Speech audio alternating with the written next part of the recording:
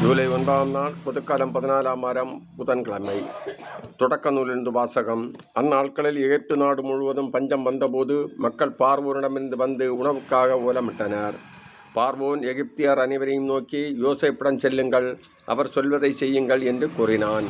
நாடு முழுவதும் பஞ்சம் பரவிய பொழுது யோசேப்பு களஞ்சியத்தை திறந்து எகிப்தியர்களுக்கு தானியங்களை விற்குமாறு செய்தார். ஏனெனில் எகிப்து நாட்டில் பஞ்சம் கடுமையாயிருந்தது. உலகமெங்கும் கடும் பஞ்சம் நிலவியது. அனைத்து நாட்டு மக்களும் யோசேப்பிடம் தானியம் வாங்க எகிப்திற்கு வந்தார்கள்.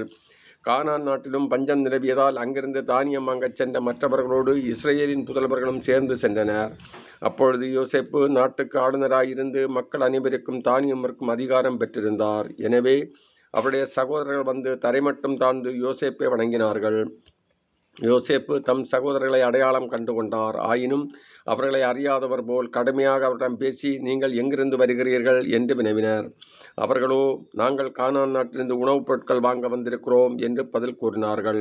பின்னர் அவர் அவர்களை 3 நாள் காவலில் வைத்தார். 3ஆம் நாள் யோசேப்பு அவர்களை நோக்கி, நான் சொல்கிறபடி செய்யுங்கள், செய்தால் பிழைக்கலாம். ஏனெனில் நான் கடவுளுக்கு அஞ்சுபவன். நீங்கள் குற்றமற்றவர்களானால் சகோதரராகிய உங்களில் ஒருவன் சிறைச்சாலையில் அடைபட்டிருக்கட்டும். மற்றவர்கள் புறப்பட்டு பஞ்சத்தால் வாடும் உங்கள் குடும்பங்களுக்கு தானியம் கொண்டு போகலாம். உங்கள் இளைய சகோதரனை என்னிடம் அழைத்து பாருங்கள். அப்பொழுது நீங்கள் கூறியது உண்மை என்று விளங்கும். நீங்களும் உள்ளாக மாட்டீர்கள் என்றார். அவர்களும் அப்படியே செய்தனர். அப்போது அவர்கள் ஒருவர் மற்றவரிடம், உண்மையாகவே நம் சகோதரனை முன்னிட்டு இப்பொழுது நாம் தண்டிக்கப்படுகிறோம். தன் உயிருக்காக எவ்வளவு துயரத்துடன் நம்மிடம் கெஞ்சி மன்றாடினான். நாமோ அவனுக்கு செவிசாய்க்கவில்லை. நமக்கு துன்பம் ஏற்பட்டதற்கு அதுவே காரணம் என்று சொல்லி கொண்டனர். அப்பொழுது ரோமன் மற்றவர்களிடம், பையனுக்கு தீங்கு இழக்காதீர்கள் என்று உங்களுக்கு நான் சொல்லவில்லையா?